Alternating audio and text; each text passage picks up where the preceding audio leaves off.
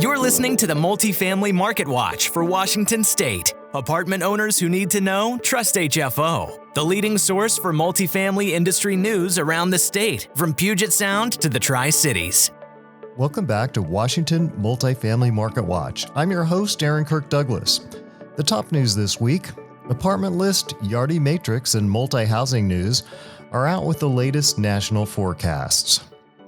Washington Governor Jay Inslee cites housing bill and funding successes in the 2023 legislative session. And we have a rundown of the latest multifamily transactions in the Puget Sound region. All that and more in just a moment.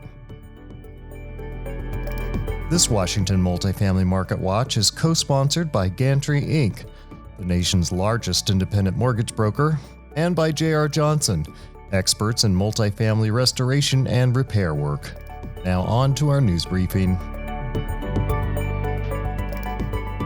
First, in national apartment news, Apartment List released its monthly rent report, indicating the U.S. rent index increased by 0.5% during April, the third straight month of increases.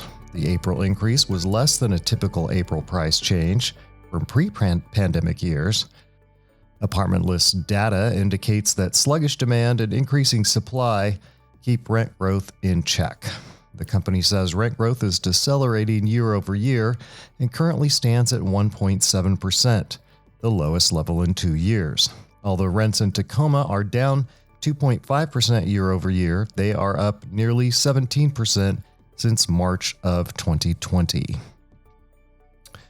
Meanwhile, Yardi Matrix has released its April 2023 report, and its data indicates the multifamily market continues to show resilience in the face of headwinds as rents increased for the second straight month in April. Yardi Matrix forecasts modest rent increases as occupancy rates decline. Nationally, occupancy rates settled at 95% in March as demand held up against fears of recession. Year-over-year rent growth for all asset classes currently stands near zero in Seattle and 3.3% in Portland. Renters by necessity have seen rents climb by roughly 4% in Seattle and 4.8% in Portland. The Yardi Matrix data indicates that rent-to-income ratios for renters by necessity are about 30% in Seattle and 36% in Portland.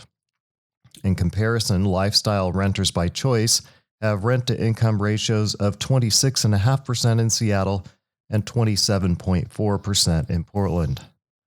Yardi forecasts 2023 rent growth in Seattle at 2.8% and Portland at 3%.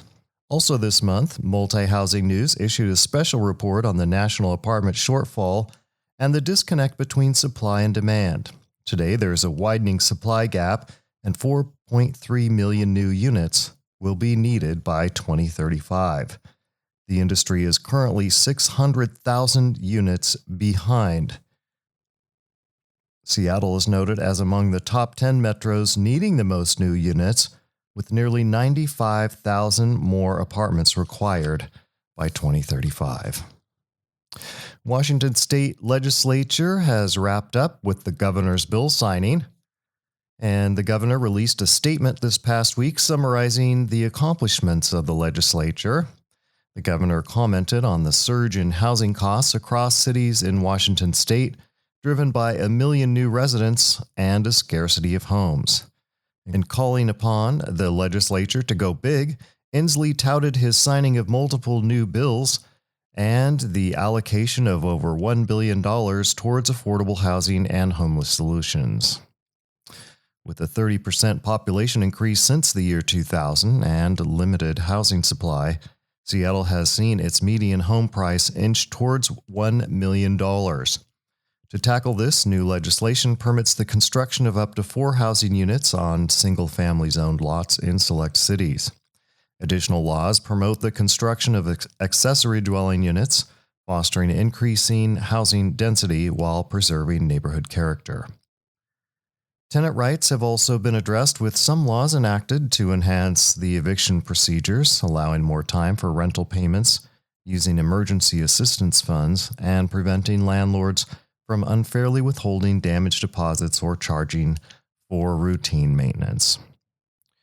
Historical housing discrimination has been confronted, according to the governor, through legislation establishing a covenant homeownership account to assist marginalized aspiring homebuyers.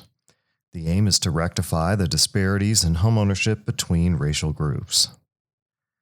And to streamline housing construction, regulations have been reduced.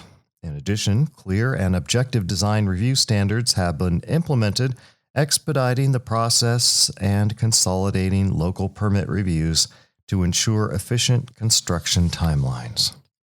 The legislature's response includes substantial investments in rental assistance, homeownership programs, and initiatives to combat homelessness. These efforts are expected to alleviate the housing burden on Washington families and enhance housing security throughout the state. In Seattle and other Puget Sound news, Connect Commercial Real Estate reports Seattle has seen a bifurcation of financial performance between the urban core and the suburbs, as well as Class A, B, and C properties. Connect CRE indicates that Seattle's Class A rents have increased by 5.8% over pre-COVID levels. Class B rents have increased by 9.4%, and Class C rents have increased by 18.4%. Seattle's multifamily housing stock is expected to grow by more than 4% this year, with 1/3 of the 15,000 new units projected to be delivered as Class A units in downtown and Capitol Hill. Reports indicate Class A rents in Seattle will grow by about 2.7% this year, while rents overall are expected to climb by 4.2%. In transaction activity around the Puget Sound area, the 80 Main apartment building on Seattle's waterfront has traded at a loss for the second time since it opened about 8 years ago. Since its original sale in 2016, the value of 80 Main has fallen by nearly 25%. The property was initially built to capitalize on the city's new 20-acre waterfront park, which is finally nearing completion after 14 years of planning and building. A 25-story student housing tower with 221 units and no parking is planned for the University District. The project will be built at 1205 Northeast 50th Street, where Walgreens once operated. The property is 1 block west of CA Ventures of Chicago's recently completed apartment project with a Safeway. This new CA Ventures project includes some public open space. It is designed with tactile materials and livable terraces with open spaces at the tower setbacks. The 38-unit Heritage Green Apartments in Redmond sold for $15.2 million in an off-market transaction earlier this month. The property was last sold for $3 million in 1996. The transaction is one of only 15 transactions over $1 million in the Puget Sound region in the first quarter of 2023. That's down from a 5-year average transaction of 57. The Puget Sound Business Journal reports the 75-unit Roosevelt Ridge Apartments in Seattle's Pinehurst neighborhood sold for $13.5 million. The 6-building complex was built in 1989 and totals 45,000 square feet. The sale price represents an average of $175,000 per unit, or $292 per square foot. The purchaser was Thayer Manka Residential, which owns 15 multifamily assets in Washington, New Mexico, Colorado, Arizona, and Oregon.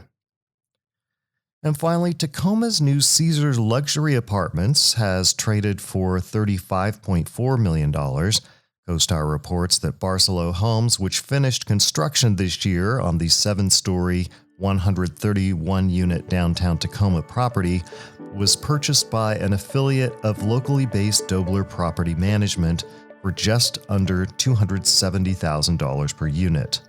According to its company website, Dobler manages 5,600 units in Puget Sound and its multifamily portfolio exceeds $460 million. Stay up to date with the latest from the Washington State multifamily industry by following our blog, our LinkedIn profile, and subscribing to the Multifamily Market Watch podcast. We'll see you again next week. Our entire office specializes in multifamily real estate, making HFO the largest multifamily brokerage in the Pacific Northwest. Your success is our passion. Build your legacy with HFO. Call 503-241-5541 or visit our website at hfore.com for more information. HFO is an affiliate of the Global Real Estate Advisor Network.